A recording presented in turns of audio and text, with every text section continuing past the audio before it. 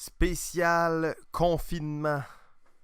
Notez que les épisodes spécial confinement ont été enregistrés dans des circonstances exceptionnelles, chacun chez soi, bien entendu, pour respecter les règles de distanciation sociale, à 4 personnes à distance. Ça demandait certains défis techniques. Et on est revenu un peu dans le passé au niveau de la qualité auditive de nos épisodes. Bien entendu, je pense que pas mal tout est comprenable, la qualité est assez bonne. Il y a des moments où ça va couper un petit peu, on s'en excuse à l'avance et on vous souhaite une bonne écoute quand même. Bonjour tout le monde et bienvenue à Balado Ludique, un podcast entièrement dédié aux jeux, plus particulièrement aux jeux de table et aux jeux de société. Aujourd'hui, saison 7, épisode 7. Non Simon, il s'agit de l'épisode 8. Aurais-tu attrapé le COVID par hasard? Et on continue notre troisième et dernière partie de ce confinement. Bien entendu, le confinement va se continuer pas mal plus longtemps, mais pour notre épisode spécial de confinement, je suis Simon et comme à l'habitude, je suis en compagnie de JF. Hello, hello! Hello JF. Hello JF. Bien entendu, nous sommes aussi en compagnie de deux invités de marque. Le seul et unique ludologue du Québec, Sylvain A. Trottier, ainsi que l'éminent académicien Sébastien Savard. Bonjour messieurs. Salut les gars. Salut! Ok, avant de commencer l'épisode, je voulais dire merci à tous les gens qui m'envoient de façon assez massive plusieurs trucs pour tricher dans les jeux. C'est très apprécié, on prend ça en note et on prépare justement une chronique spéciale, les trucs des auditeurs. Ça, c'est de la triche, ça. Ça, c'est Tu vois, peut-être de la triche, mais... Ça, c'est un bon exemple de bonne Fake it. manipulation et tout. Le Fake it problème, until you make it. le problème, c'est qu'on l'a dit qu'on faisait 3 émissions de suite. Fait que Mais est-ce que tu crois vraiment que les gens ils pensent qu'on fait 3 émissions de suite, qu'on est là pendant 6 heures de temps à enregistrer ça, ou que chaque semaine on se rencontre pendant 1 heure et demie pour enregistrer ça? on a fait 10 épisodes de suite. Je pense que les gens, ils pensent que faire 3 épisodes de suite pour nous, c'est... C'est bien. Ouais, mais ça c'était un feat unique, là. Les gens ils savent qu'on fait pas ça. Ben oui, ils savent qu'on le fait. Ouais, c'est ça, Ça met c'est pas tout. plus de confusion, là. C'est ça qui est difficile à savoir avec les gens qui trichent, parce qu'ils trichent peut-être tout le temps ou jamais. On le sait pas. Donc, sans Ouais, plus ça, tarder... c'est son... c'est une autre façon, c'est une autre technique de deception. Sans plus Parfait, tarder, on va y aller avec un peu d'actualité ludique. JF, t'as sûrement joué à quelque chose récemment? Non. Oh. Fait qu'on va parler de jeux vidéo! Oh, le salaud. Ça, c'est de la triche. Euh, Donc oui, ben oui, écoute, je vais parler de jeux vidéo parce il y en a un que j'ai joué quand même beaucoup dans les dernières années même, je dirais. Et comme je suis un fan de jeux de management, de construction et de gestion, ça va bien dans le lot et c'est le jeu Oxygen Not Included. Oxygen Donc, not included. ouais, exactement. Donc le jeu, dans le fond, on arrive au centre d'un genre de météorite. Notre but, ça va être de construire une base dans la météorite et, dans le fond, s'assurer de fournir de l'oxygène à tous nos duplicants, à tous nos ouvriers qui vont être présents. Aussi gérer, bon, tous les gaz dans la base, gérer le liquide. Donc, c'est vraiment un gros jeu de gestion, vraiment sur la gestion des gaz, du liquide et de l'électricité. Tu sais, ça, c'est des aspects vraiment importants du jeu parce que c'est ce qui va te permettre de grossir la base, de pouvoir aller dans des zones plus difficiles à atteindre ou plus polluées, si on veut. C'est un jeu assez massif. Il y a beaucoup, beaucoup de choses à découvrir. C'est un jeu qui allie justement la gestion, mais aussi la construction. Donc, tu es vraiment en train de construire ta base, tu essaies de l'optimiser. C'est un jeu tellement complet pour moi. J'y joue depuis qu'il est en alpha. Et bon, maintenant, c'est la version officielle. Et j'encourage tous les gens qui aiment les jeux de gestion à y jeter un coup d'œil. Ça vaut vraiment la peine. C'est Oxygen Not Included. Ça a l'air intéressant. En fait, ça a l'air très technique. C'est la très, très gang technique. de Dawnstar, ça? Ah oui, c'est possible. Je pense que c'est ça. J'ai pas essayé Don't Starve, mais ça avait l'air bon aussi.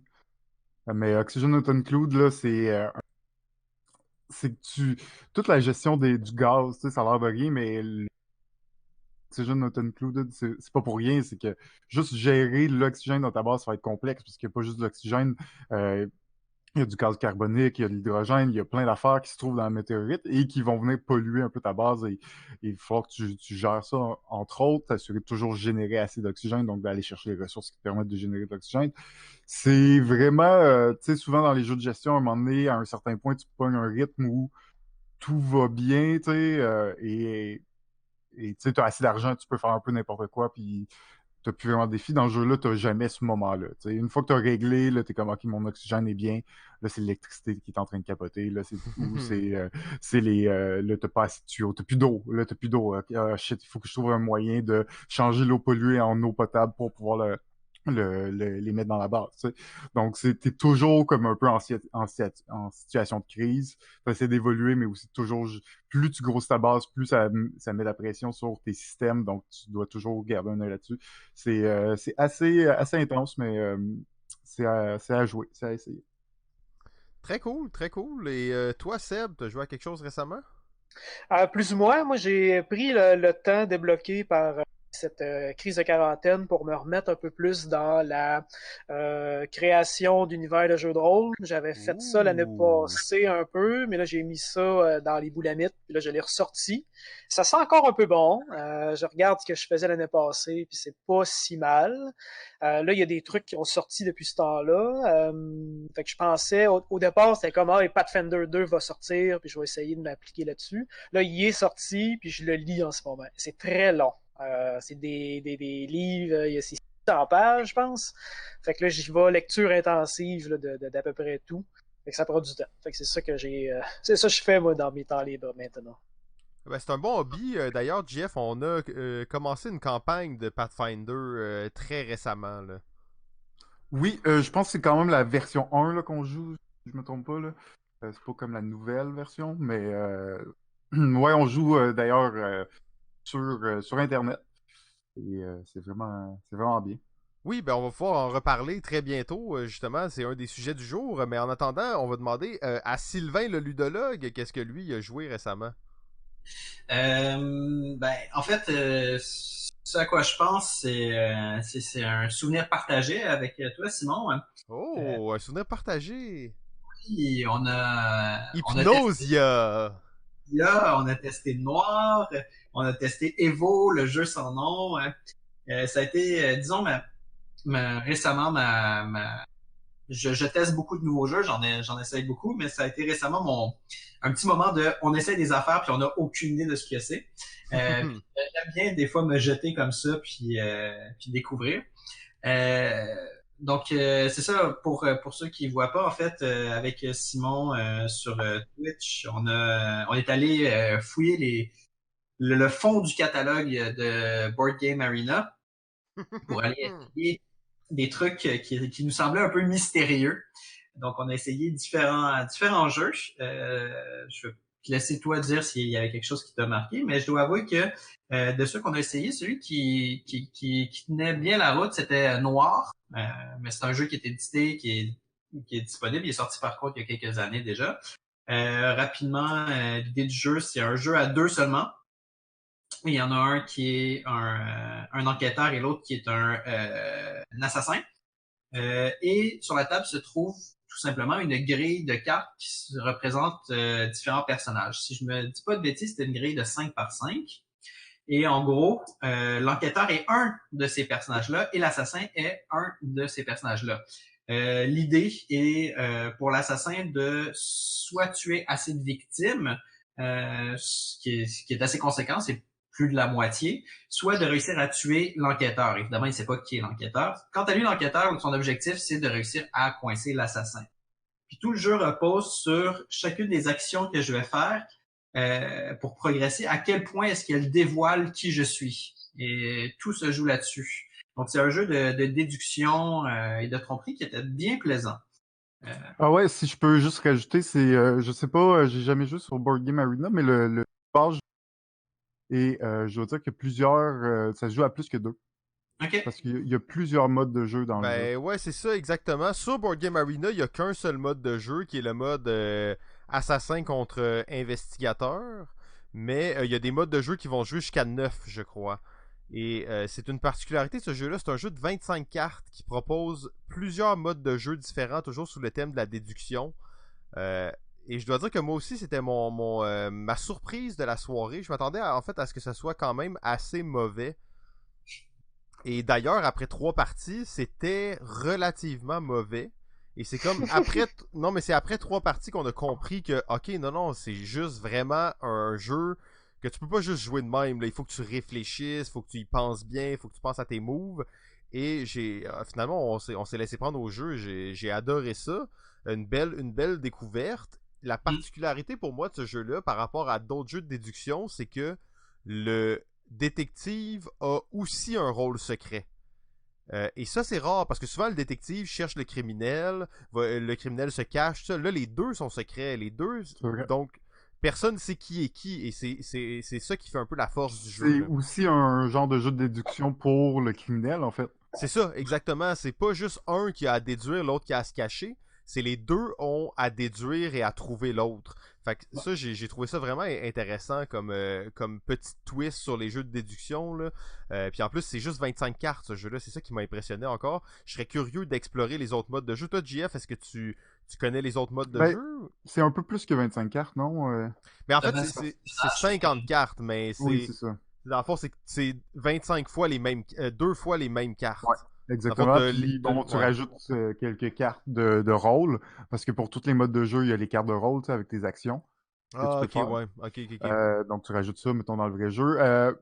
Moi, je ne les ai pas tout essayé les modes de jeu. Je dois dire qu'il y a j'ai l'impression que c'est un jeu qui est meilleur à moins de joueurs. Tu sais, à 5, là, j'ai essayé. Il y a même plusieurs modes. Il y a plusieurs modes à 5 joueurs aussi. Mais c'est pas super, là. Ça devient vraiment un jeu de mémoire vraiment intense. Puis c'est pour ça que je trouvais que le mode à 2, c'était vraiment le meilleur.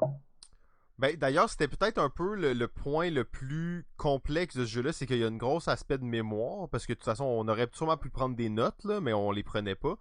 Fait que je sais pas si j'ai triché. Non. Ben, c'est ça, je sais pas si j'ai triché, parce que moi, j'ai pogné quelques screenshots pendant la partie. Ah ouais. Je pognais des screenshots, puis là, je faisais des X sur mes screenshots, j'écrivais dessus. C'est pour ça que je te l'avais dit, je te le disais que je trichais, je te disais juste pas qu'est-ce que je faisais. Mais pensez pas que je triche tout le temps, là, c'était juste comme un hasard. Là. J'ai gagné de toute façon. Ça. Ouais, t'as gagné toutes les parties, fait que tu sais, j'ai pas bien triché, c'est ça qui est arrivé. Mais en plus, je trichais, mais sur le stream, là, fait que tout le monde le voyait, là, fait que c'était pas tant de la grosse tricherie. Là. C'est juste que c'est ça, c'est un jeu justement où j'ai l'impression que prendre des notes est vraiment a vraiment une importance là, parce que ça devient beaucoup de mémoire, à la fin c'est pas si pire, mais c'est au début que ce jeu-là il se joue. Fait que ouais, je comprends bien ce point-là, JF. Sinon, ben, de mon côté, je vais y aller vite parce que là, on vient de parler de ce jeu-là, mais j'ai joué à deux jeux un jeu que ça faisait très longtemps que j'avais pas joué et un autre que je voulais essayer depuis longtemps. Il s'agit de Terra Mystica et Clans of Caledonia. Deux gros jeux qui se trouvent sur Board Game Arena, justement. Et c'est des jeux qui sont presque pareil en fait, c'est confondant à un certain point. D'ailleurs, dans le Twitch qu'on a fait de Clans of Caledonia, PPP7 explique vraiment le contexte dans lequel Clans of Caledonia a été fait. C'est pratiquement un hommage à Terra Mystica. Donc c'est de là la ressemblance entre les deux jeux. Je dois dire que je crois quand même que Terra Mystica a un petit côté plus classique instantané, un peu moins extrême, un peu moins de possibilités, mais beaucoup d'élégance. Donc c'est deux jeux que je veux au moins faire 10 parties. Je sais pas si, pas des deux, là, mais les deux ensemble, mettons, on va dire. Au moins 10 parties d'ici quelques mois, parce que je veux les explorer. Ça fait longtemps que je me dis, j'aimerais ça devenir un joueur de Terra Mystica, bien connaître le jeu, le maîtriser. Je pense que le confinement est une occasion parfaite pour le faire. Est-ce que parmi vous, il y a des gens qui sont des adeptes de Terra Mystica?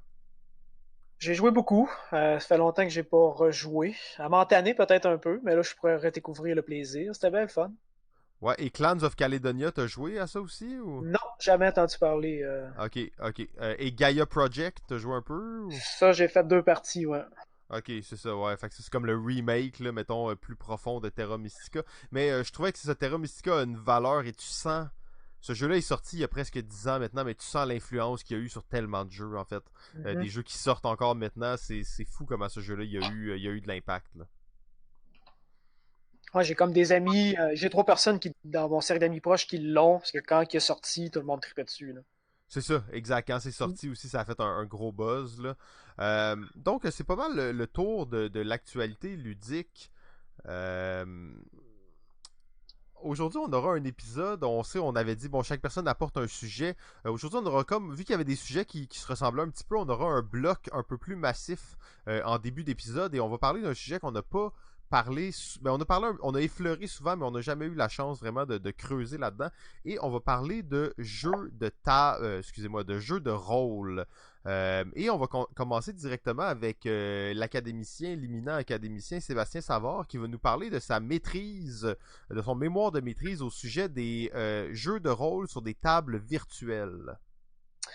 Ouais, j'ai fait ça en 2016, près. Fait que quand on peut le retrouver en ligne, là, mon début 2017, je pense. Là, en ce moment, je trouve qu'il est pas mal à la mode parce que sur les Facebook et compagnie, là, tout le monde cherche des parties en ligne, puis tout le monde trouve ça donc bien pratique maintenant. Or, quand je faisais mon étude, moi, j'ai fait une enquête de terrain, j'ai posé des questions à plein de gens et c'était pas encore très, très bien reçu comme phénomène. J'ai quand même trouvé des gens là, qui étaient quand même pertinents pour me renseigner, mais il y a quand même une petite branche là, des rôlistes qui étaient très réfractaires et aujourd'hui, j'ai un petit sourire en coin, comme quoi j'avais peut-être raison de, de, de trouver ce phénomène-là cool parce que ben aujourd'hui, c'est plus utile que ça l'était peut-être hier, disons. Dans mon mémoire, j'ai quand même fait un truc historique. Là. On fait souvent ça. Là. On va quand même trouver des concepts théoriques pour arriver avec un sujet. Puis après ça, on le confronte au terrain. Puis ce que je me suis rendu compte, c'est que ben, ça fait vraiment longtemps qu'on utilise la technologie pour jouer à Donjon Dragon. À peu près aussitôt qu'on a été capable de développer un logiciel pour discuter à distance, on a tout de suite déjà voulu jouer à Donjon là-dessus. Y a-tu des gens qui jouaient Euh, par téléphone à Donjon Dragon? Moi, je ne l'ai pas eu dans mon terrain. C'est des gens par après qui m'ont dit qu'ils Ok, faisaient ça. Genre, ok. le maître de jeu appelait, puis là, il y a un joueur qui allait dans le salon, puis l'autre qui était dans la chambre à coucher, puis le monde avait le feuille, puis on pouvait jouer plus tard que 8-9 heures le soir. Là. Ah, Ça faisait des gens qui jouaient. Puis tu sais, pour vrai, c'est pas fou comme idée parce que on attribue toujours au jeu de rôle sur table la propriété d'être le médium de l'imagination, où est-ce qu'on n'a pas réellement besoin de support physique. On décrit les scènes par un conteur, puis les joueurs décrivent qu'est-ce qu'ils font dedans. Puis après ça, ben tout se passe dans l'imagination des joueurs. Alors pourquoi pas par téléphone, pourquoi pas par texte aussi. La technologie, c'est souvent ça, c'est le jeu de rôle textuel ou par forum. Donc là, les gens, ils se sont dit, ben, je vais pouvoir me connecter peut-être sur Internet, arriver avec une position, mais reste que c'est une forme de jeu, d'après moi, qui est vraiment différente à l'expérience normale ou traditionnelle, disons, où est-ce que c'est des gens qui sont au départ, on disait enfermés dans un sous-sol, mais finalement, on s'est rendu compte que ben, c'était beaucoup plus des clichés. Le sous-sol a toujours existé. Il y a toujours eu il y en a encore aujourd'hui. Là. Le classique du nerd ou le stéréotype, il est présent, on peut le mais voir, quand ils se mais il y sont a achetés une aussi. maison, là, ils jouaient dans la cuisine. Exact.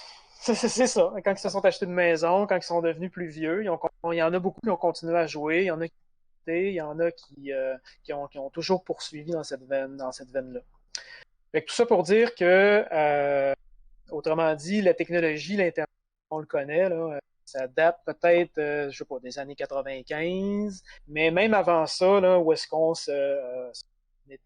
on appelait ça des mods, là, des multi-user dungeons. C'est des gens qui se connectaient genre sur des serveurs.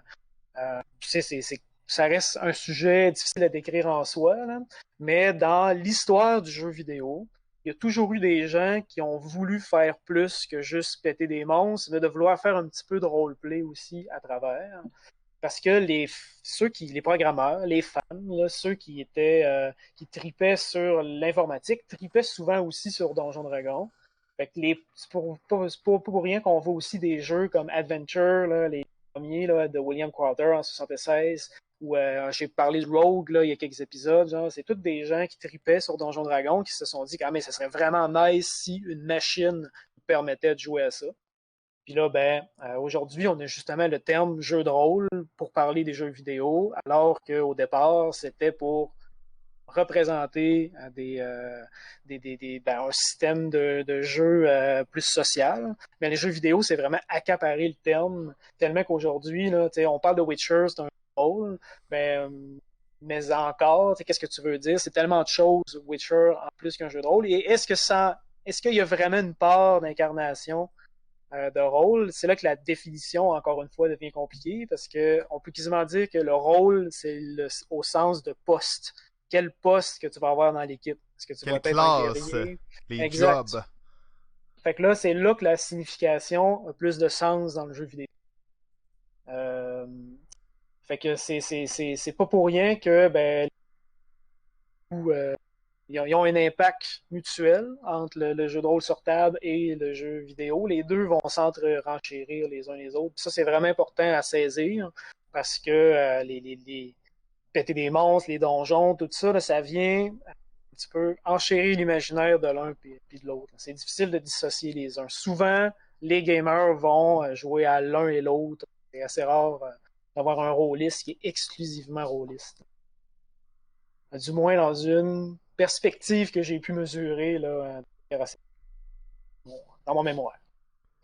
Vous autres, étiez-vous déjà des gamers avant ou ça c'est-tu arrivé plus récemment? Moi, je peux y aller. En fait, dans le fond, moi, j'ai toujours été, sans jamais vraiment plonger dans l'univers, un fan des jeux de rôle. Mm-hmm. Et d'ailleurs, une chose qui m'a souvent empêché de plonger un peu plus à l'intérieur, c'était la difficulté de se rencontrer sur une base régulière avec un groupe. Ouais. Tu sais, c'est dur, là. Tout le monde a sa vie, tout le monde a ses choses. Les meilleurs moments, c'est le mardi à 11h du soir, tu sais. Mais là, dans le fond, avant que toute la situation actuelle arrive, on a créé un groupe de jeux de rôle, justement, de Pathfinder. Et pas la condition, mais une des choses qui avait été mentionnée, c'était que on va faire les parties de façon virtuelle pour justement le faire à des heures qui nous permettaient tout le monde de jouer ensemble, tu sais. Donc je trouvais ces outils-là vraiment pratiques, là.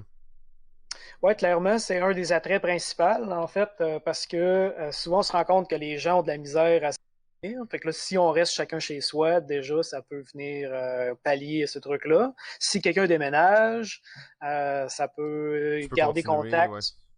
Mais ça reste que c'est des situations beaucoup plus anecdotiques que d'autres, là. La plupart des gens, quand quelqu'un sac son camp, il sac son camp, puis on le remplace par une autre personne, là. Le modèle social, genre, tel qu'il est conçu depuis les années 70, il est vraiment, vraiment dominant, là. C'est vraiment un aspect qui est beaucoup plus récent, là, le fait de jouer en ligne. Ouais. Mais, si je peux aller avec mon cas à moi par rapport au jeu de rôle, comme je l'ai mentionné dans un épisode précédent, parce que les auditeurs écoutent tous les épisodes, j'en suis sûr, ils sont pas surpris de savoir que je suis un rôliste avant d'être un joueur de jeux de société moderne.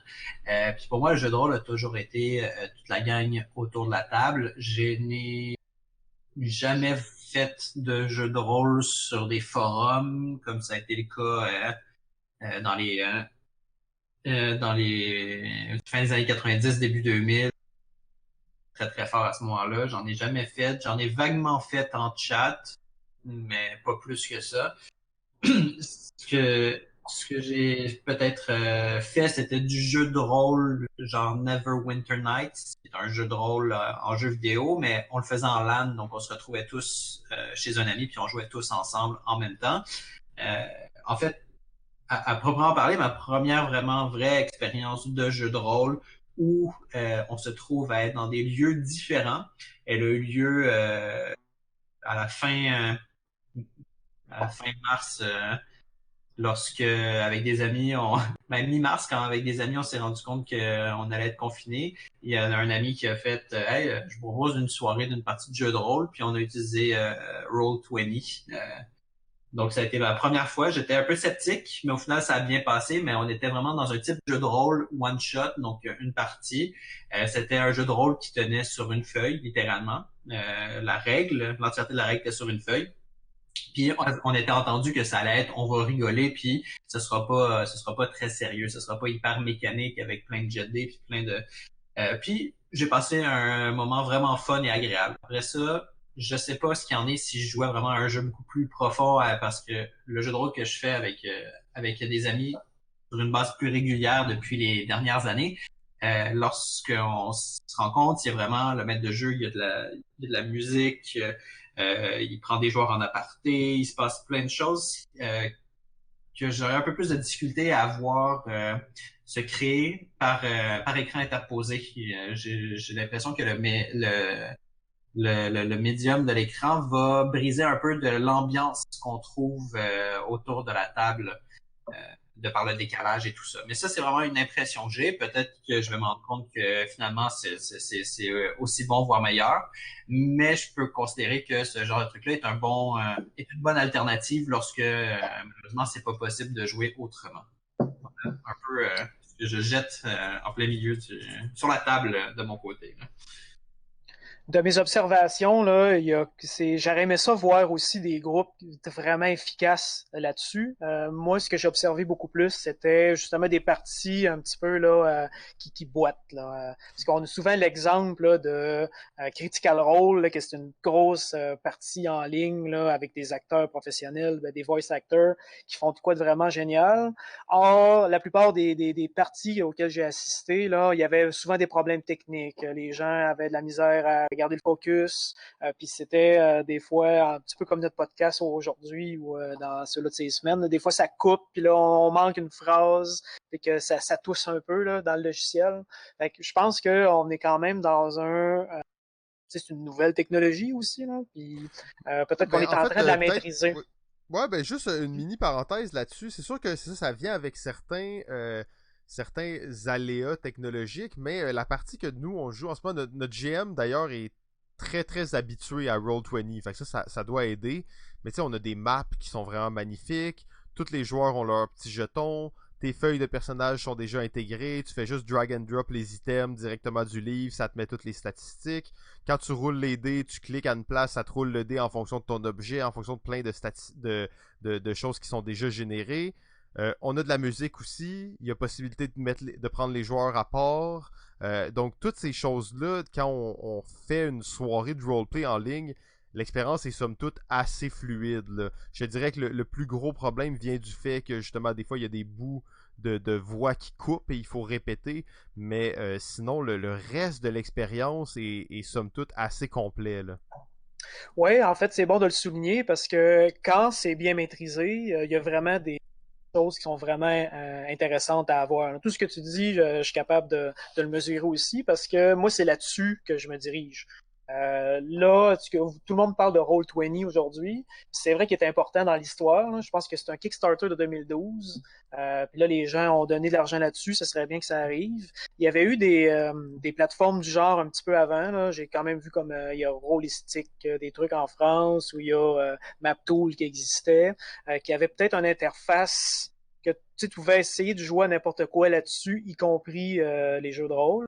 Mais Roll20, ça a vraiment été le premier qui a dit que nous autres, on fait la plateforme expressément pour ça. Puis ça aide d'avoir un logiciel pensé expressément pour un produit en tête. Puis tu as absolument raison. Là, quand un maître de jeu est capable de bien maîtriser les outils, là, ça peut faire de quoi de vraiment génial.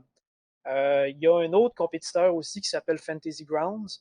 Ça fait, lui, il est apparu avant, mais tu sais, c'est un truc là, qui venait, je pense, de Finlande, qui a été racheté par les États-Unis. Là, en ce moment, ou du moins ça fait plus qu'une année que je les attends, ils ont fait une campagne Kickstarter par après pour migrer leur plateforme vers un nouveau produit, en fait vers Unity, qui est un moteur de jeu pour faire des jeux vidéo. Et eux, pour vrai, ils ont vraiment, ça a la différence que c'est pas un web browser, là, c'est un logiciel à part entière que tu télécharges. Puis tu peux, ou maintenant, ou dans le futur, tu vas avoir, ou peut-être que c'est sorti à l'heure que ce podcast-là mais en fait, ils sont en bêta en ce moment. Puis là, tu as des serveurs dédiés, là, puis là, tu peux se connecter à ton logiciel. Et il y a vraiment une plus-value par rapport à... en fait, tout ce que tu disais, Fantasy Ground le fait quand même assez bien aussi, mais rajoute un éditeur de cartes là, à la volée, rajoute en fait, il y a toujours un aspect très technique là, du genre de faire des macros pour que le sort, que tu as juste à faire un clic dessus puis ça fait une boule de feu, ou mettons tous les jets de sauvegarde sont faits automatiquement sur un groupe. Tout ça, genre, c'est dans les plans et quand c'est bien orchestré, quand c'est bien fait, ça prend du temps, mais quand c'est bien fait, genre, ça peut vraiment faciliter les systèmes de jeux lourds comme Donjon Dragon et Pathfinder. Mais ça coûte cher.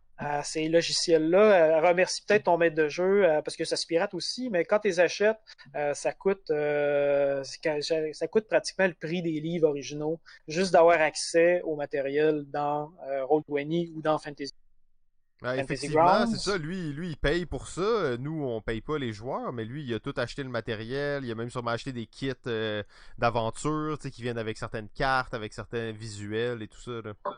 Ouais, moi je fais partie de ça, sauf que la différence, c'est que je suis encore en train de dépoussiérer puis de me familiariser avec les trucs.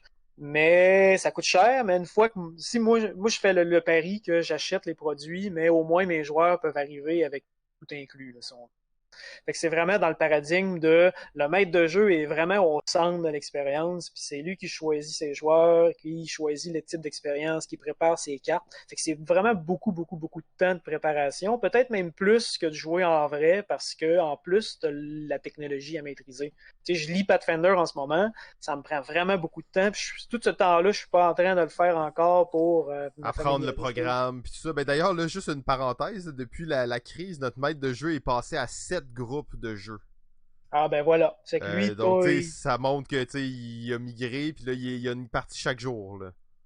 ben moi je pense que ça vaut de l'argent, mais ça c'est mon 2 cents, là, parce que c'est vraiment là, un talent qui prend du temps à développer, puis il est assez rare, puis l'offre et la demande en ce moment, là, du monde qui se cherche une partie en ligne, là, il y a juste ça là, sur Facebook. Là. Ouais, ben ça, c'est un point quand même intéressant qui dévie un petit peu des jeux en ligne, mais qui est à quel point le maître de jeu est comme un espèce de relais pour toute cette industrie-là. T'sais. Ouais, puis il y a bien des maîtres de jeu qui ne chargent jamais mes joueurs. Ça, Ah, de excuse-moi, mon plein temps. ça l'a coupé un petit peu. Ouais. Ah, ben, je dis tout simplement qu'il y a beaucoup, il y a un débat qui fait toujours, qui sort à chaque 2 semaines, là, quand c'est le maître de jeu devrait-il être payé ou Ah, ok. parce que justement, là, plein de monde qui dit comme ben non, moi je fais ça gratuit pour mes chums parce que c'est ma passion. Tu sais. Mais du monde qui ont des passions qui sont généreux comme ça, il n'y en a pas des tonnes non plus. Fait qu'il y a clairement une demande de l'autre côté. Là. Fait que, une solution, c'est d'avoir des jeux plus simples, là, puis avec un maître de jeu, puis il y a plein de jeux de rôle qui te permettent d'avoir du fun avec un minimum de préparation. Là, le problème, c'est que tout le monde a les yeux fixés sur Donjon, puis ce modèle de système de jeu lourd-là. Fait que c'est un problème ou un avantage.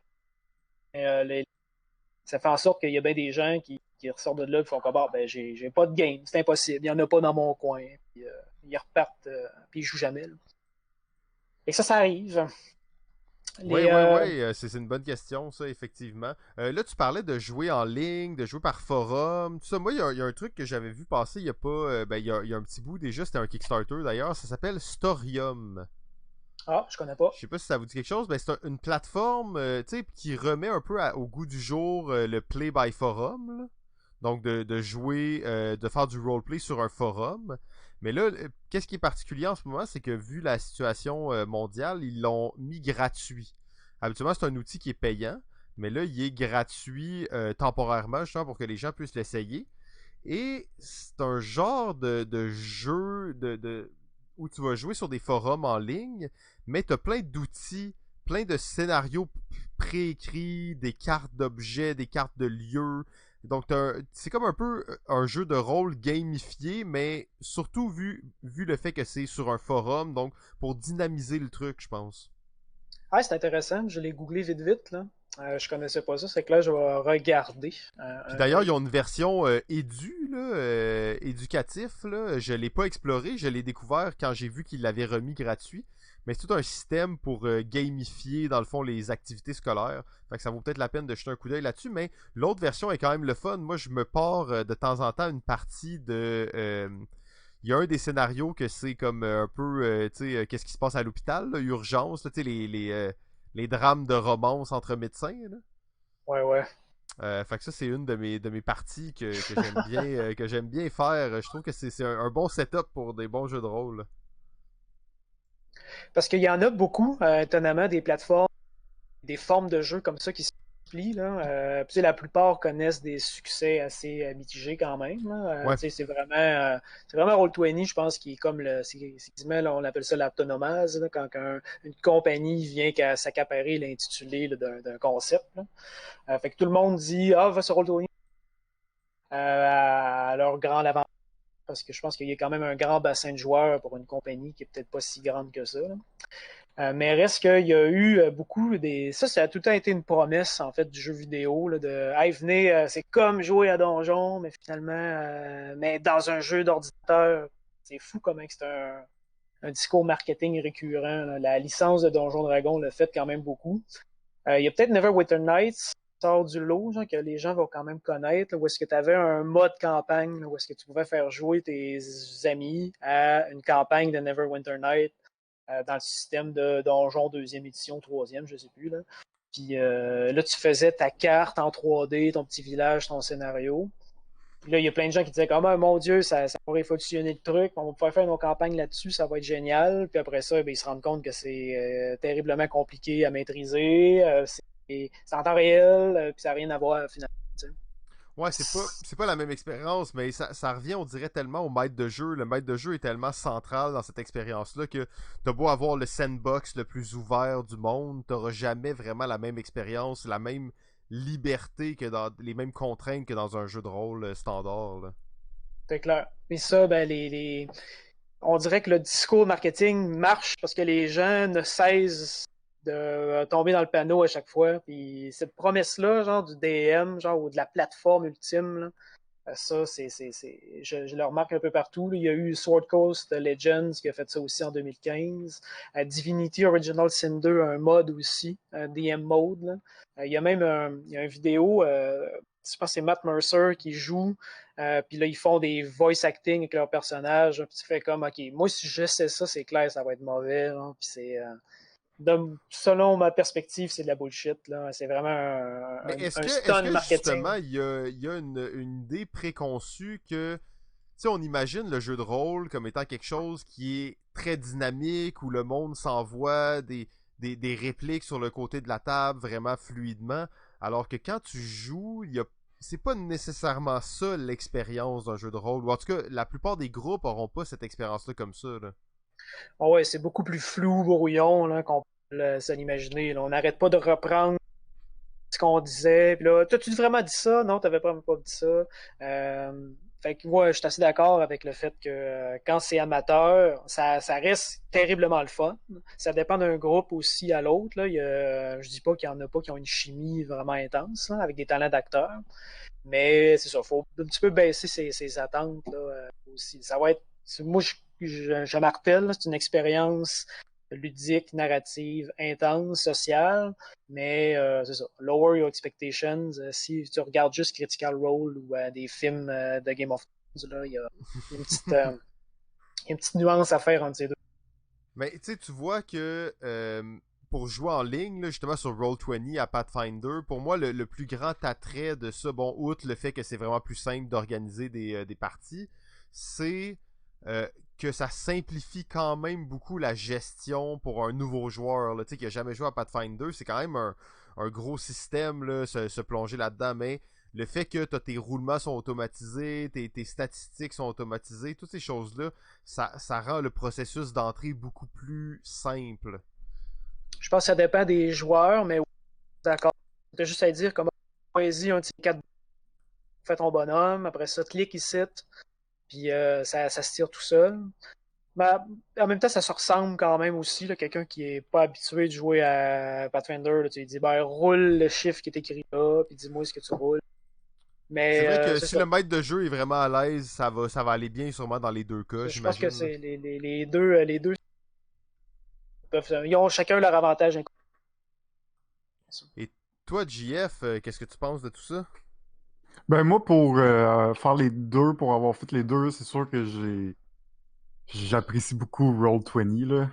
C'est c'est vraiment pratique. Tu sais, les règles, là, moi, je ne maîtrise pas, ni de D&D, ni de Pathfinders. Je suis tout le temps en train de me reposer un peu les mêmes questions à chaque game, parce qu'on fait une game aux 3 semaines, 4 semaines, 5 semaines. Fait qu'après ça, quand je reviens, je me rappelle même plus des mécaniques de base. Ben, pas de base, mais tu sais, il y a plein de concepts que ça me prend du temps à intégrer. Alors que là, avec Roll20, t'as pas t'as moins de calcul, t'as moins de, ça, plus ça, plus ça, plus ça à faire, à calculer, tout se fait automatiquement. J'adore vraiment ça parce que ça recentre aussi, en fait, l'intérêt d'un jeu de rôle qui est l'histoire et non les mécaniques, là. Moi, je suis pas particulièrement un fan des mécaniques de combat dans D&D ou Pathfinder. Je veux dire, c'est assez random, c'est vieillot. C'est pas ce qui est le fun dans le jeu. Ce qui est le fun, c'est ce qui est alentour, l'histoire qu'on crée, qu'on génère avec ça. Euh, donc c'est ça. Fait que le fait là, d'avoir moins de manipulation, d'avoir moins de doutes ou de questionnement ou de temps d'attente à cause de ça, ça accélère tellement plus une partie, puis on fait plus avancer l'histoire, ce qui est pour moi de l'intérêt là, d'un jeu de rôle. C'est vrai que lancer un petit D20, puis c'est oui ou non à Ah, chaque fois, là, ça reste puis là, t'es comme, assez. j'ai 12 tel truc de charisme, fait que là, ça me donne un +4, puis c'est comme, mais c'est tellement. Je sais pas, pour moi, c'est pas ça qui. Tu sais, oui, c'est le fun de monter son perso, d'avoir des trucs particuliers, mais c'est un peu fiddly pour moi pour ce que ça amène vraiment. Puis après, ben, au bout de la ligne, tu roules quand même un D20, puis c'est la luck qui détermine tout. Fait que, yeah. Oh, ouais, je suis C'est pas mon gros fan. C'est mon très gros fan dans d'accord. là, ça. Surtout qu'il y a plein de jeux de société qui ont plein de mécaniques de jeu intéressantes, là, qui font que chaque action que tu fais, il y a des choix dedans. Tandis que là, c'est t'essaies d'optimiser ta chance, là, si on veut.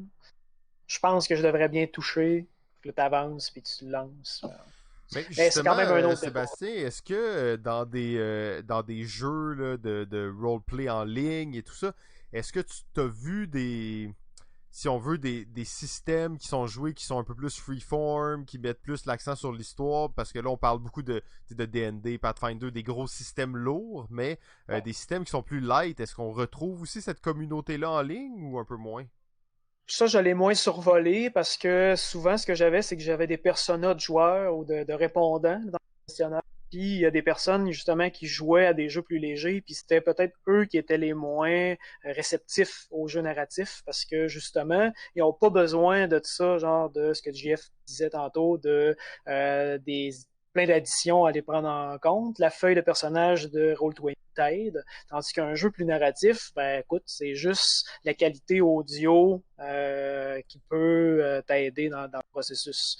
Fait que c'est normal que des gens utilisent moins la technologie quand ils en ont moins besoin. Là, en ce moment, c'est différent. Ces gens-là sont habitués de jouer à des jeux plus légers, plus narratifs entre amis, puis là, ils peuvent plus, puis là, ils le font en ligne, puis là, ils se rendent compte que c'est pas idéal, mais ça se ressemble, puis aussitôt ils vont avoir la chance de rejouer en vrai, ils vont probablement revenir en jouant en vrai. Tandis que d'un point de vue, j'ai été surpris quand Jeff il a dit je pense que je préfère pratiquement Roll20 parce que justement ça va plus vite, puis c'est focusé sur l'histoire. Ça, c'est un commentaire, je trouve intéressant, genre de perspective-là. Là. Oui, ben en fait le jeu de rôle en ligne, je pense que comme tu dis là, ça va peut-être être un genre d'évolution rapide aussi comme on peut le voir pour le jeu de table.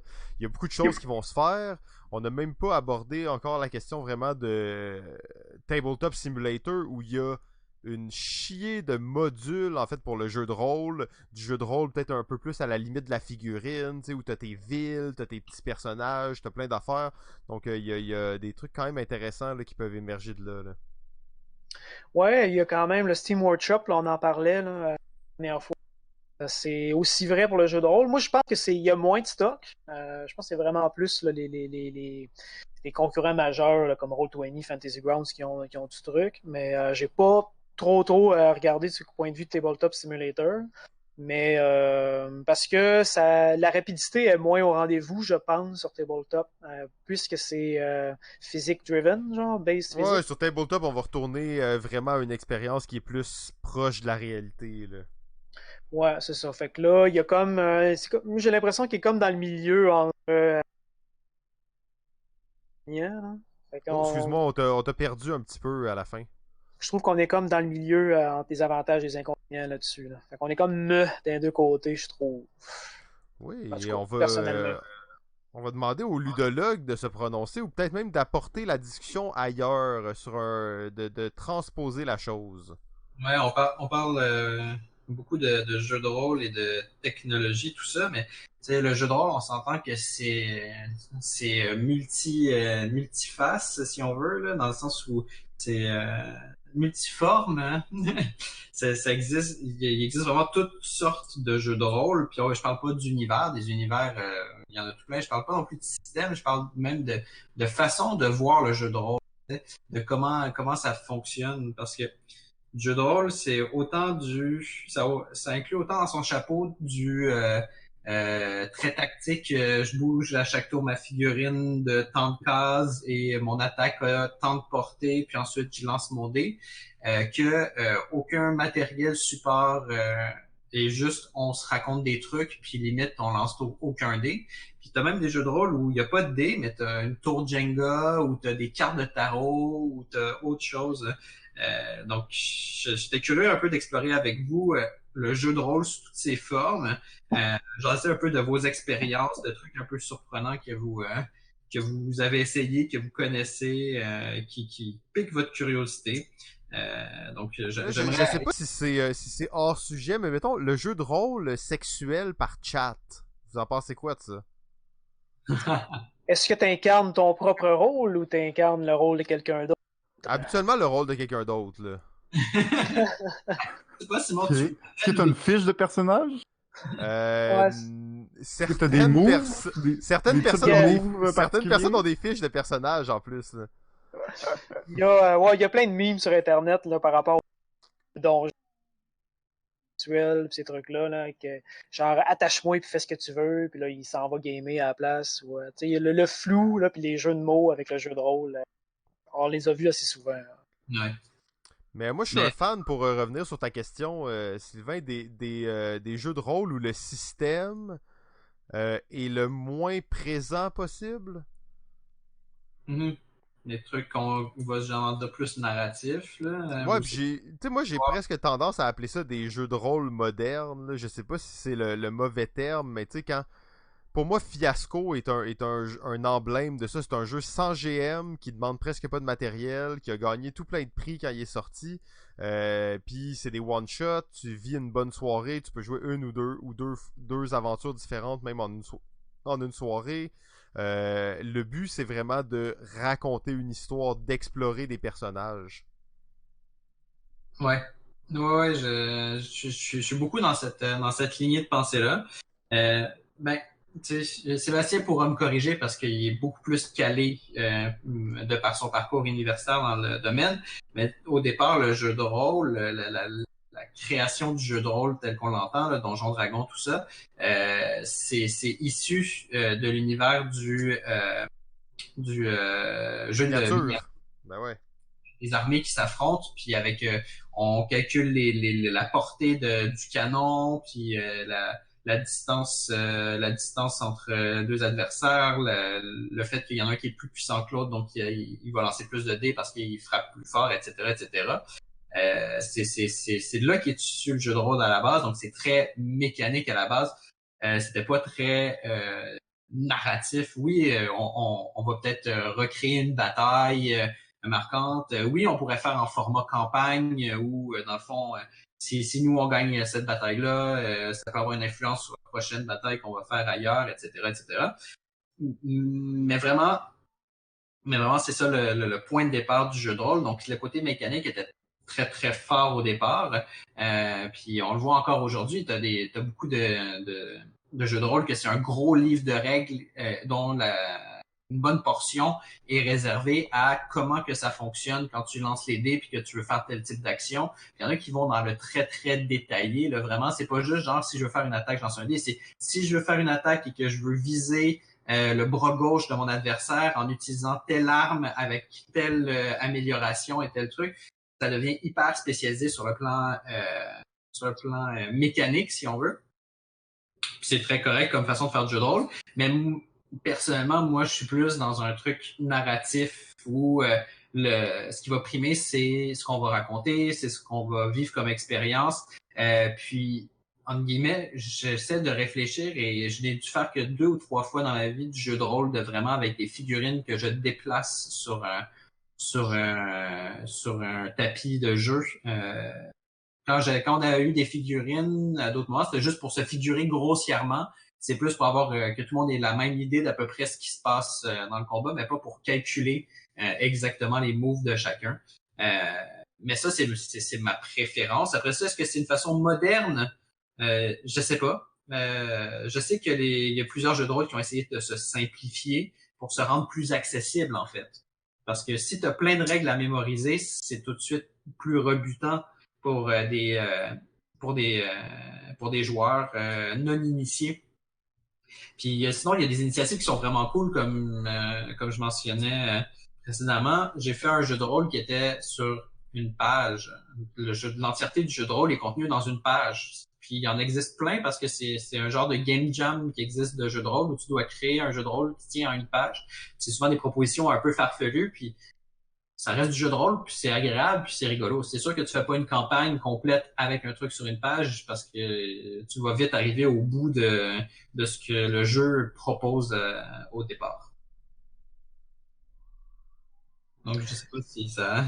Sébastien, tu veux venir contester tout ce que j'ai dit parce que ça n'a pas de sens.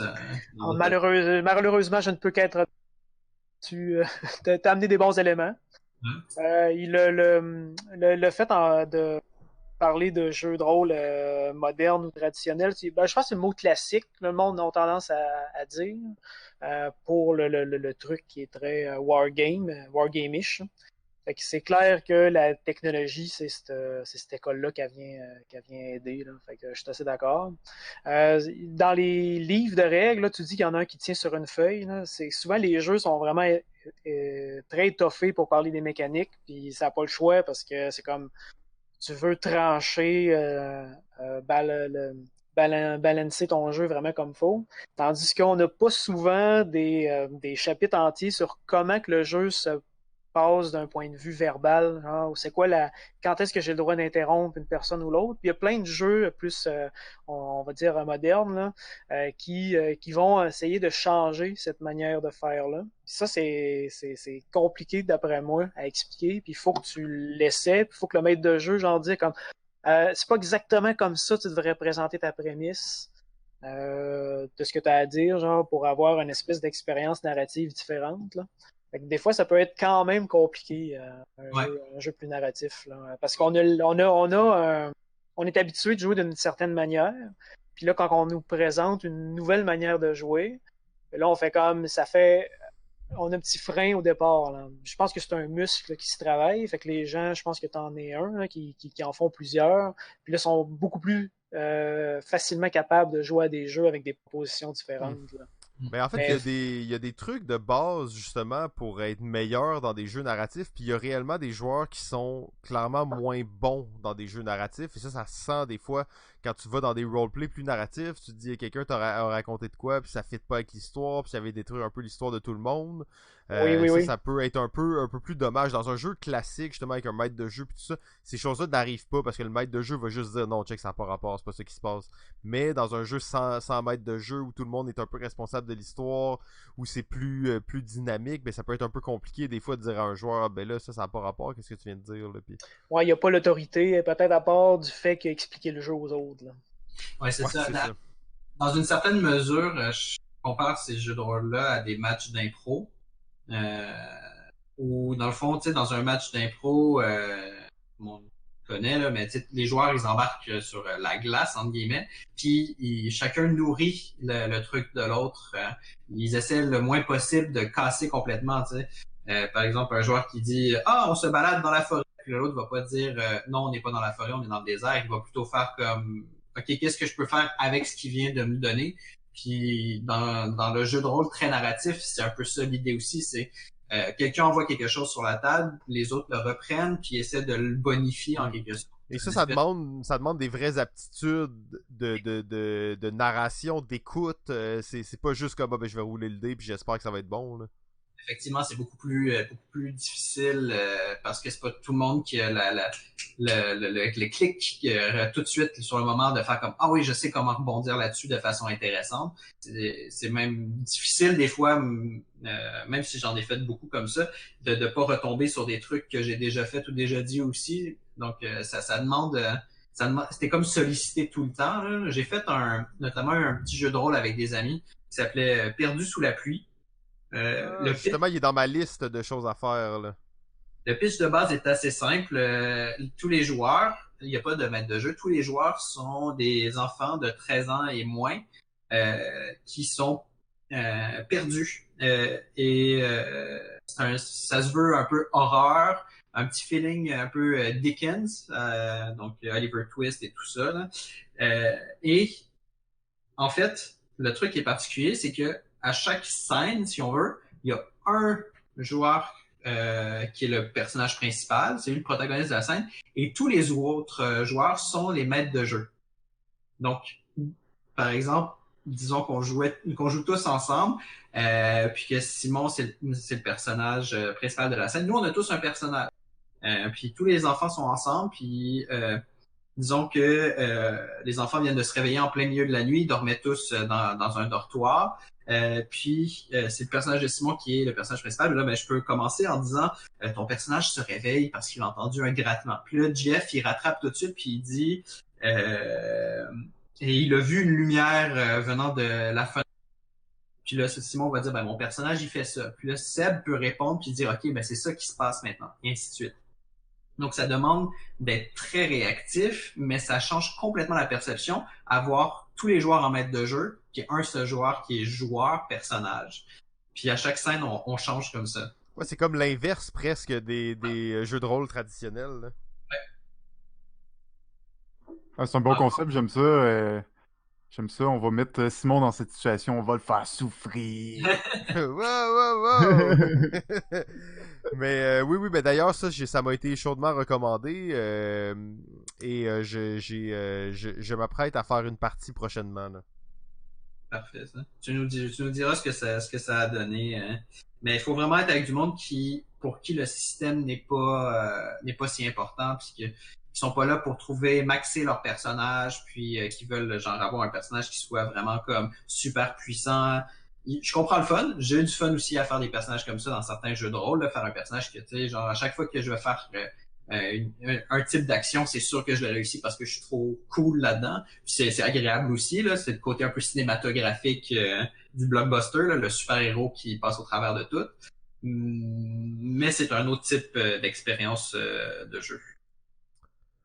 Ben, en fait, c'est large, hein, le jeu de rôle. Je pense qu'on pourrait littéralement faire un podcast que sur le jeu de rôle. D'ailleurs, il y en a plein. Je vais peut-être même en profiter pour lancer une petite plug à nos amis, les aventureux. Le gnome archiviste et tout ça. Donc, les aventureux, un podcast sur le jeu de rôle. Ils font du jeu de rôle en podcast, mais ils font aussi parler sur le jeu de rôle. Ça fait longtemps qu'ils font ça, sont bien gearés en la chose. Donc, il y en a beaucoup à parler et encore plus à explorer. Mais je pense que pour aujourd'hui, ça fait le tour. Je vais peut-être laisser un petit dernier tour de table à chaque personne pour donner son avis là-dessus. Ben, le jeu de rôle, comme tu le dis, c'est pluriforme. Je pense que c'est ça le terme. Ça a vraiment tellement de façons différentes d'être vécu, d'être joué que si il y a des gens que c'est leur première partie de jeu de rôle, il faut pas qu'ils pensent que c'est que ça le jeu de rôle. Si la première fois qu'ils tombent, ils tombent sur une table de... C'est une façon de voir le jeu de rôle et c'est très bien comme façon. Mais il faut penser que le jeu de rôle peut être tellement exploré dans toutes sortes de directions. Puis encore là, on parle de jeu de rôle autour de la table, c'est du jeu de rôle live, qui est un univers à lui tout seul. Mais je ne peux qu'inciter honnêtement les gens à essayer du jeu de rôle parce que c'est une expérience ludique qui sort vraiment des sentiers battus si tu ne fais que du jeu de société ou c'est un parcours, disons, plus classique du jeu. Si tu as fait du jeu vidéo et tout, tu vas voir que le jeu de rôle, en fait, c'est du open world plus. Donc, vraiment, c'est quelque chose que j'aime beaucoup faire. Puis c'est pas si compliqué que ça. Ça nécessite pas forcément de se rassembler toutes les semaines avec le même groupe. Tu peux faire du jeu de rôle une partie un soir. C'est tout à fait possible aussi. Donc voilà. Donc dans le fond, c'est un petit plaidoyer à jouer, essayer. Moi, je vais essayer de peut-être joindre les discussions parce que tantôt, tu as parlé d'un jeu avec Jenga. C'était quoi déjà le nom de cette affaire-là? Dread. Ouais, Dread. Donc, peut-être que ça pourrait être ça c'est plus narratif. D'un point de vue de jeu de rôle en ligne, peut-être qu'on pourrait jouer à ça sur Tabletop Simulator, qui est un jeu quand même, on l'a dit, basé sur la physique. Fait que je pense que ça pourrait assez bien marcher d'enlever les briques avec le moteur du jeu. Fait que là, peut-être que ça peut avoir un impact où est-ce que le système de jeu en ligne est pertinent encore d'un point de vue narratif. Fait que c'est à ça que j'ai pensé pour rallier les deux bouts. Mais je suis assez d'accord avec Sylvain. Là, prenez pas garant que la première partie que vous faites est représentative de toutes les autres. Là. Même que c'est plate à dire, mais ça arrive souvent que votre première game, c'est pas la meilleure. Fait qu'il faut quand même donner une deuxième, une troisième chance au jeu de rôle. Parce qu'il y a quand Comme le même sexe, des. hein, ça? Ouais, c'est ça. Tu peux tomber sur un très bon amant, une très bonne amante dès le départ, mais peut-être pas non plus. Mais je pense que tous les épisodes qu'on a fait à la date, on a été capable de plugger un truc sexuel. Ouais, mais c'était toujours de bon goût. On laissera les auditeurs juger. Ah, ok. Moi, je préfère leur dire quoi penser, puis après ça, ils sont comme, ouais, c'est vrai, c'était bon. Ben, Bon, ça, ouais, ben, Jeff, c'est juste personnellement, pour finir là-dessus aussi, juste dire, tu sais, moi, ça m'a pris du temps avant de jouer à des jeux de rôle. J'en avais pas joué quand j'étais jeune. J'ai découvert ça il y a peut-être 4 ans. Puis c'est vraiment une expérience que j'aurais aimé découvrir quand j'étais plus jeune, quand j'avais plus de temps, parce que oui, c'est ça, c'est un peu des fois la limite du jeu de rôle en ce moment, c'est de se rencontrer en personne, surtout en ce moment, mais surtout planifier nos parties ensemble. Mais j'aime vraiment beaucoup ça, je pense que ça vaut la peine d'essayer au moins. Je pense que c'est aussi un type de jeu tu sais, pour les joueurs de jeux de société, c'est assez différent. Faut aussi être conscient là, qu'on n'est pas nécessairement dans le même type de jeu. Mais c'est une expérience vraiment intéressante à essayer. Puis ben là, j'ai juste essayé D&D et Pathfinders, mais ça me donne envie d'en découvrir d'autres, puis d'autres univers aussi. Là. Oui, ben, Jeff, on a joué à Untold ensemble, hein? Oui, exact. C'est vrai. C'est un jeu assez particulier, justement, là, qui Ouais, pousse ben, un peu. c'est du jeu de rôle. Puis, ben, ça, juste pour reprendre sur ce que Sylvain disait à la fin, c'est que c'est vrai qu'il existe plein de formes de jeux de rôle. Je pense que D&D, Pathfinder, toutes ces choses-là, ça a vraiment son attrait pour certains types de joueurs, mais on va parler des... Tu sais, comme dans le jeu de société, là, c'est des hardcore role players, donc des gens qui sont là pour le gros jeu lourd. Mais le petit jeu le fun qui dure 45 minutes, 1 heure, que tu peux en jouer 2 dans une soirée, ça existe aussi dans le monde du jeu de rôle. Le problème pour moi dans le monde du jeu de rôle, c'est que la distribution est déficiente. Pour les gros jeux, oui, c'est facile de trouver.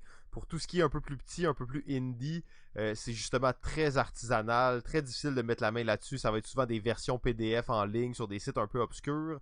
Et ça, c'est quelque chose que j'aimerais voir justement un peu plus démocratique, avoir du bon packaging, du bon marketing pour pouvoir le mettre dans les mains d'un nouveau type de public là, qui n'a pas accès nécessairement à ce matériel-là de façon facile en ce moment. Ben, messieurs, ça fait le tour du jeu de rôle. C'était très massif. On va finir avec un petit sujet pas trop complexe et pas trop compliqué. On va laisser JF nous parler. Oui, Ben, vas-y, JF, je te laisse introduire le sujet. ouais, ben, un petit sujet pour finir, un sujet d'actualité. Hein, malgré tout, il s'est Ouais, il se passé passe des des choses choses. quand même, JF. Non, non, tout est Ouais, annulé, là. Tout est annulé. Toutes les boutiques sont tout est... fermées, là. c'est ça, exact. Tout est annulé, sauf qu'il s'est quand même passé des choses qu'on a pas parlé. Et là, je parle d'une désacquisition d'une compagnie de jeux.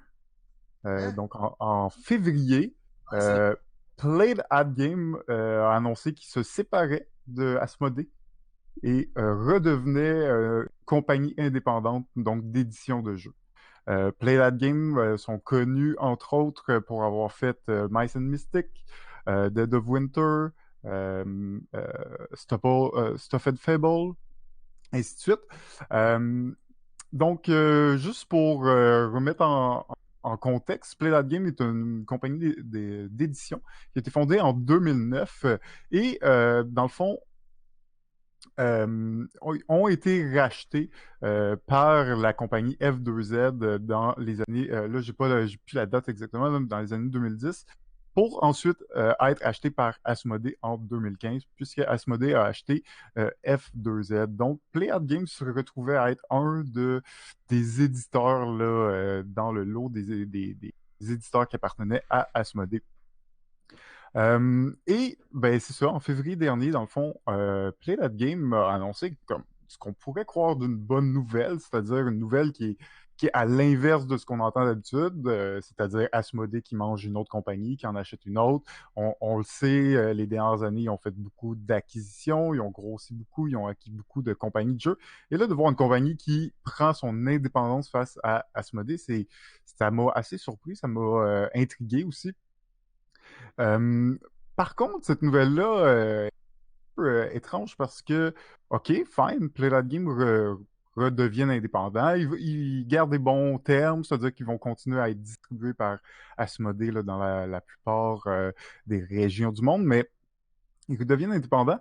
Par contre, dans cette séparation, Play That Game se sépare de ses plus gros jeux, de ses plus gros titres, c'est-à-dire Dead of Winter, Mice and Mystic, Stuffed Fable. Ils se débarrassent, ben, en fait, ils perdent le droit de Aftermatch, de Battleland, entre autres, qui vont tout être récupérés soit par la partie Fantasy Flight ou la partie Z-Man de Asmodee. Donc, OK, bonne nouvelle, mais là, pourquoi ils ont laissé ces jeux-là? C'est quoi l'intérêt pour... Donc, il y a plein de questionnements là, pour moi qui viennent autour de ça. J'espère que tu as une piste de solution, parce que moi, avec, je me pose la question. Là.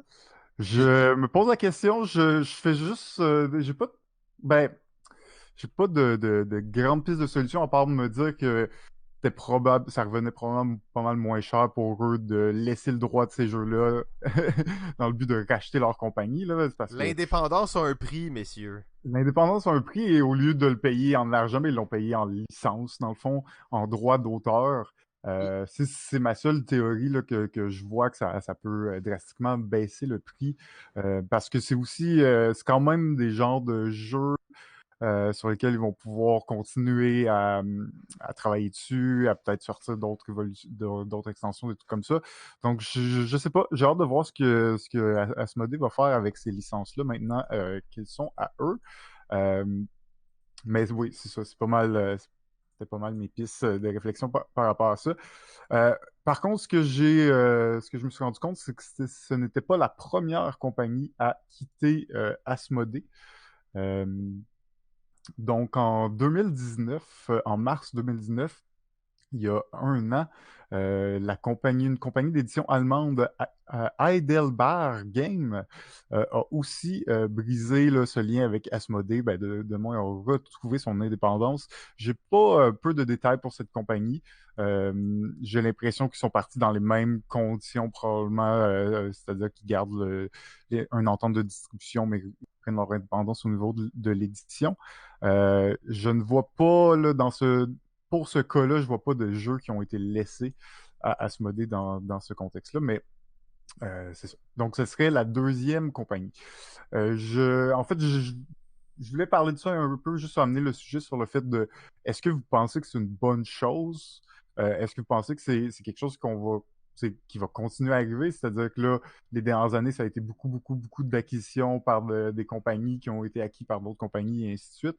Est-ce qu'on se retrouve là, dans le mode inverse où les grosses compagnies vont se remettre à se rediviser puis à se séparer, ou ça c'est juste un cas d'exception puis on va continuer à avoir des grosses compagnies qui vont continuer à manger les petits joueurs? C'est ça, je voulais avoir peut-être un peu votre opinion là-dessus, messieurs. Moi, j'ai tout le temps l'impression que c'est les géants qui gagnent, là. T'sais. Fait que je m'attendais beaucoup plus à avoir ça, là, des monopoles qui continuent de grandir.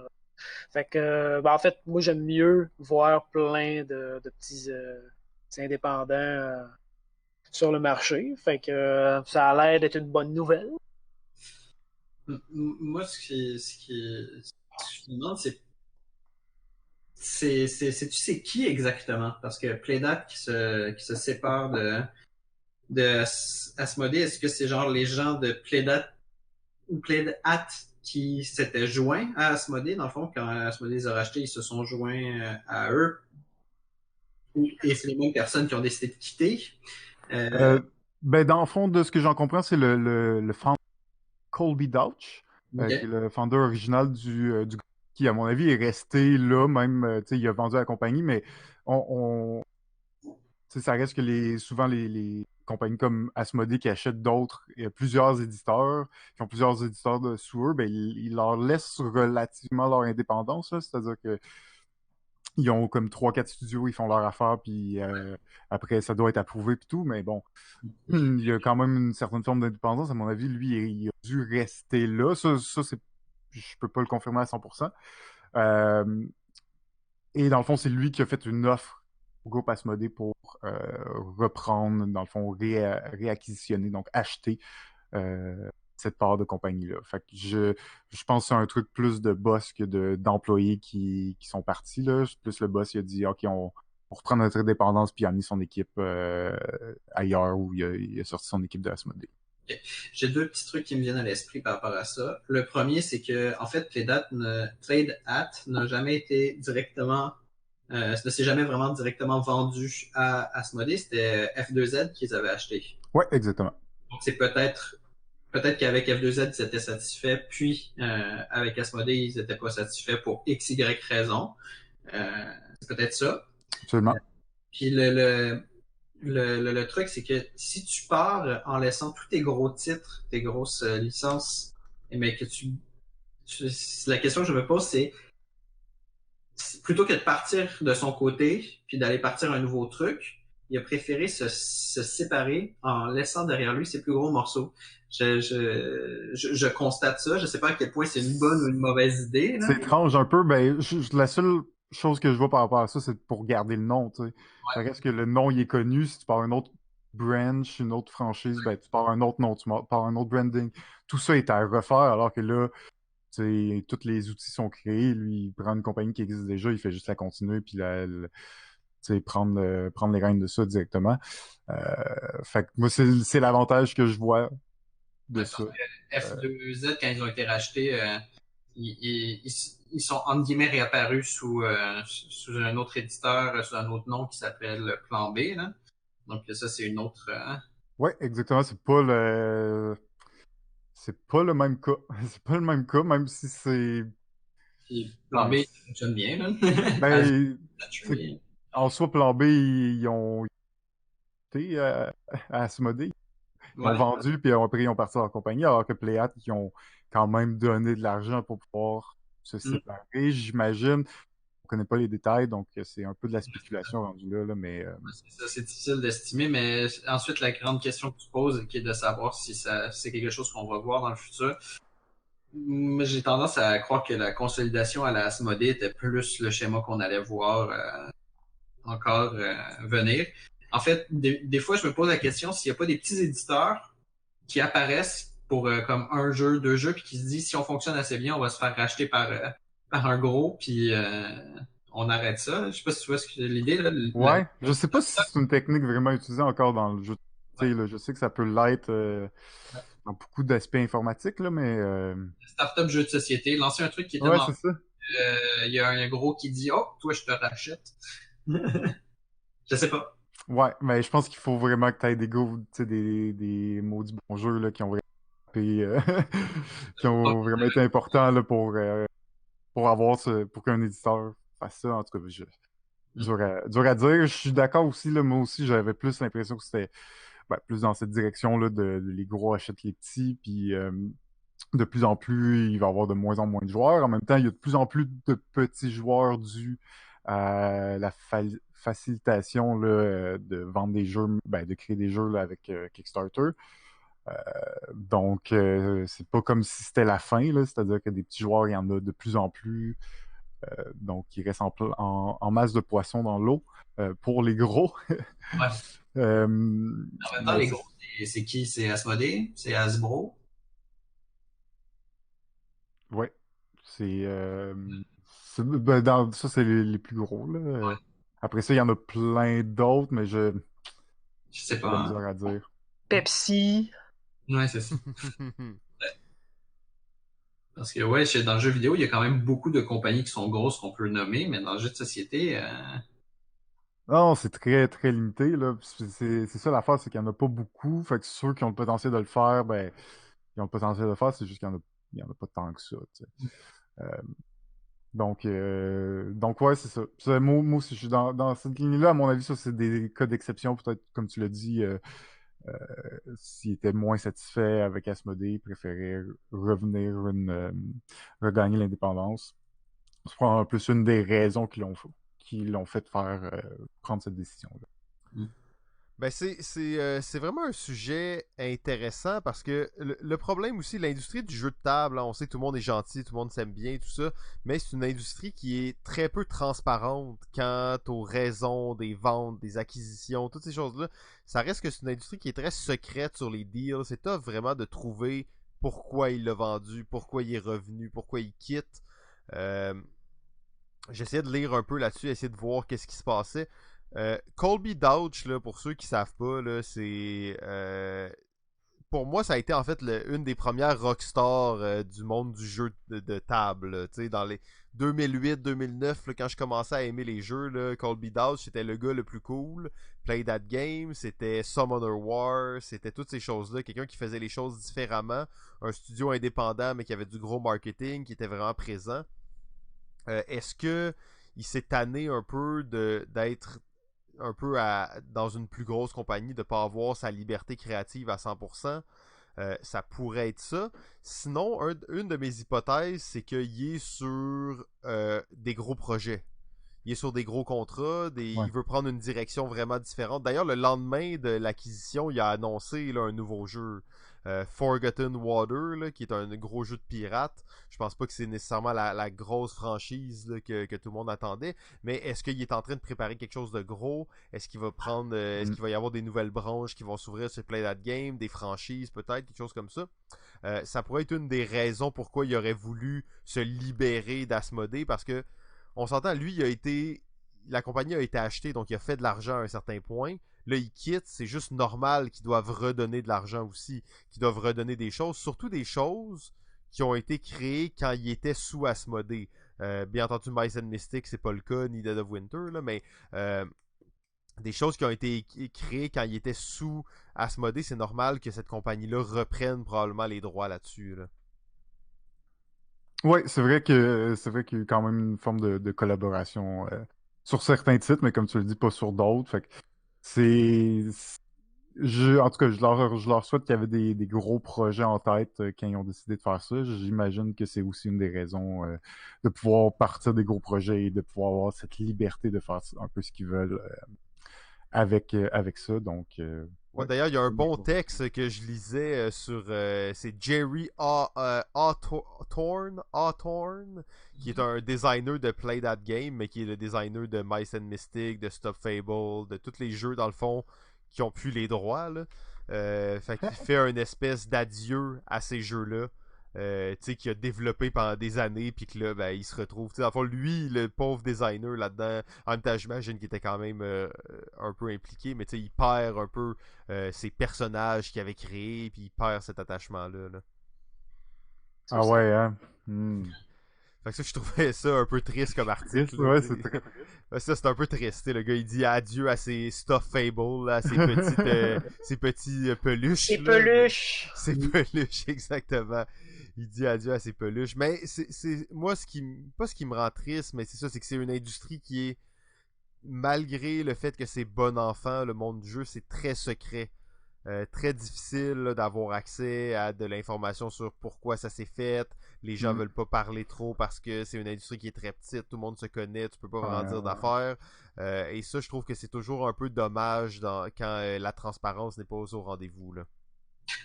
Ben, quand c'est vraiment dur d'avoir l'information, il faut que tu connaisses ces personnes-là ou connaisses quelqu'un qui connaît ces personnes-là pour avoir le dessous là, de l'affaire, là, puis de voir un peu qu'est-ce qui s'est passé, qu'est-ce qui s'est tramé en dessous là, de cette affaire-là, parce que t'as raison, on regarde, tu peux faire des recherches sur justement la séparation de Playad Game, puis il n'y a rien là, de très... à part tous les trucs formels qui a été énoncé. Ouais, Il y a les pas communiqués de grand- presse un Tous les communiqués de peu presse et bidons, tout, là, là. tu sais, qui disent on était Exact, contents de travailler ensemble, puis blablabla, tu sais, mais on vous a exact. donné tous nos jeux, on est partis. Qui Fait qu'ils t'explique devaient pas être les si bases, contents que ça. Là. qui va pas en Ouais. détail, puis qui, tu sais, on connaît pas vraiment les... Fait que, à part ça, tu trouves pas grand-chose, hein. Fait que c'est... Après, probablement que sur des forums, tu peux sûrement trouver un peu plus. Je suis pas un gars qui fréquente beaucoup de On a juste forums, à mais... spéculer, genre, à dire des rumeurs. Moi, je pense que c'est une qui a couché avec l'autre. Ah, c'est Ah, ça. Ben ça, c'est c'est souvent pas le ça. problème. C'est souvent ça le conflit dans les entreprises. Ben sur ces mots remplis de sagesse, on sait que le cocufiage crée vraiment plusieurs problèmes. Euh, Ça fait le tour de notre série confinement, Ouh là spécial là. confinement, 3 épisodes. Euh, C'était assez épique, hein, d'ailleurs. C'était très intéressant, vraiment cool, des bons sujets qui ont été abordés. Euh, j'ai aimé l'expérience. Je sais pas vous si ça a été une bonne expérience pour vous. Vous allez me manquer, les gars. Je suis rendu sous. Ah, c'est ça, exact. Quand on fait trop d'épisodes de suite, ça commence à s'accumuler des fois, le stress, l'alcool et toutes J'ai ces bu trop de choses-là. café. Ah, trop de café, c'est ça. Donc ça vient avec un revers. Hein. Nous, on va le payer cher, mais au moins vous aurez été divertis jusqu'à la fin. C'est sûr que bon, le ludologue est un habitué. On va le revoir prochainement. On va probablement le voir sur Twitch d'ailleurs aussi. Sinon, ben le nouveau venu, c'est l'imminent académicien. On est content de te compter maintenant parmi les habitués du podcast. Je suis pogné chez nous, là. Ben, on était content d'être ton plan B à nous aussi. Donc Je vais aller lire mon Pathfinder. Ouais, c'est ça, là, t'as pris du retard là, dans ta lecture. Sinon, ben, JF, c'est quoi la suite pour Balado Ludique, là, malgré toute cette chose-là? Il reste seulement 3 épisodes à la saison. Est-ce qu'on aura le droit à un party de fin de saison exceptionnel? Bien sûr. Ce sera exceptionnel. Mais On va en parler au Écoute, prochain épisode, c'est ça, hein? on va en parler au prochain épisode. Ouais, ok. C'est sûr que nos plans ont un peu changé. On était supposé avoir un épisode exceptionnel avec des personnalités françaises plus exceptionnelles les unes que les autres. Ben, ça se donnera pas. Non, Comme, bien entendu, ils ne vous pouvez viendront vous pas en au douter. Québec. Et ça aurait été intéressant quand même. En plus, on veut pas trop vous hyper là-dessus. Fait qu'on va rien vous dire. On va juste garder ça pour le futur si ça se donne. Exact. Donc, moi, qu'est-ce qu'on va faire? Moi, je propose qu'on stream ça là en live, là, le party de fin de saison, puis qu'on invite plein de gens, puis qu'on capote. Oui, ça, j'aime ça. J'aime l'idée déjà de faire ça. Un épisode de 5 heures, ça me semble la bonne option. Quand on sait pas quoi faire, pour moi, l'option pour sauver le coup, c'est tout le temps, faisons un épisode de 5 heures. Ouais. Mais bon, ça sera à voir. On s'en reparlera. On va profiter là, de l'avance qu'on a pris en enregistrant 3 épisodes d'une shot pour préparer quelque chose de bien. Et à l'épisode 8, on reviendra avec des détails là, sur l'épisode de fin de saison. De toute façon, de ce que j'ai compris, vous avez rien à faire d'autre que d'attendre qu'on vous dise qu'est-ce que ça va être le party de fin de saison. Donc profitez-en, restez au chaud, jouez à des jeux en ligne, faites des activités, profitez-en pour faire des projets que vous faites pas en temps normal. Vous voyez, Sébastien de son côté lit Pathfinder comme un fou. Le ludologue est devenu un spécialiste dans les médias traditionnels du jeu, écrit plus de 5 articles par jour. JF est en train de designer un jeu. Ça fait longtemps qu'on attend ça. Une surprise de JF. Et donc plusieurs choses sont au programme. Prenez exemple sur ces gens et activez-vous de votre côté. Ou non. Ou non, effectivement. On a eu plein de suggestions à caractère grivois dans les 3 derniers épisodes. Donc vous pouvez prendre ça là-dessus, puis mettre en application certaines techniques que vous n'auriez pas eu la chance d'explorer. Mettez à jour votre fiche de personnage. Ouais, mettez à jour votre fiche de perso du BDSM. Grinder un peu, monter de level. C'est le moment. c'est vrai, c'est le moment pour grinder. Donc, sur ce, le ludologue Sylvain Atrotier, on peut te suivre sur la page Facebook du ludologue. C'est le meilleur endroit pour rester en contact avec toi. Ouais, j'ai un Instagram aussi. Hein. Ah, parfait. Donc, Instagram, on va mettre ça aussi sur le réseau. On sait que tu es aussi un représentant semi-officiel de la récréation. Donc, est-ce que tu veux peut-être nous dire un petit mot? Est-ce que vous avez des activités de prévues? Je sais que là, on est 3 semaines dans le futur, mais j'imagine que ça va continuer. Pour aussi longtemps qu'on va être capable de le faire, on va essayer de faire des lives sur la page de la récré les mercredis en fin d'après-midi pour jouer avec les clients de la récré. Super, très cool, très bonne initiative. Sinon, l'éminent académicien Sébastien Savard, si les gens veulent lire ton mémoire de maîtrise ou juste rester au courant de tes avancées, est-ce que tu es un homme public? Je le suis un peu, effectivement. Le mémoire, c'est quelque chose qu'on peut accéder. C'est ça dans Google. Ça s'appelle la remédiation du jeu de rôle sur table vers les plateformes virtuelles 2.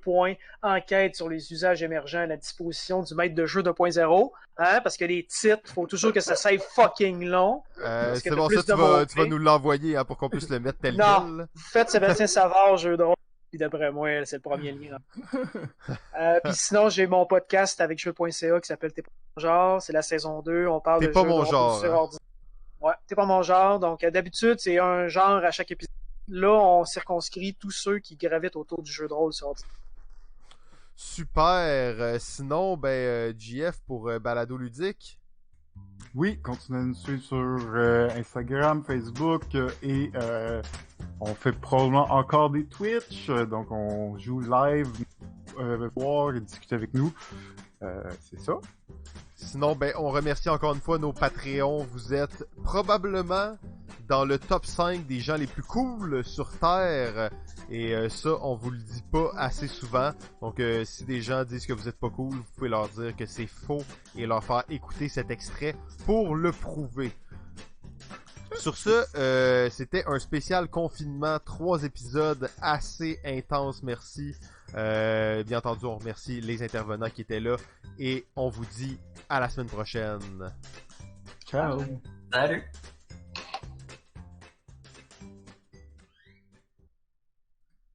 Dans un panneau.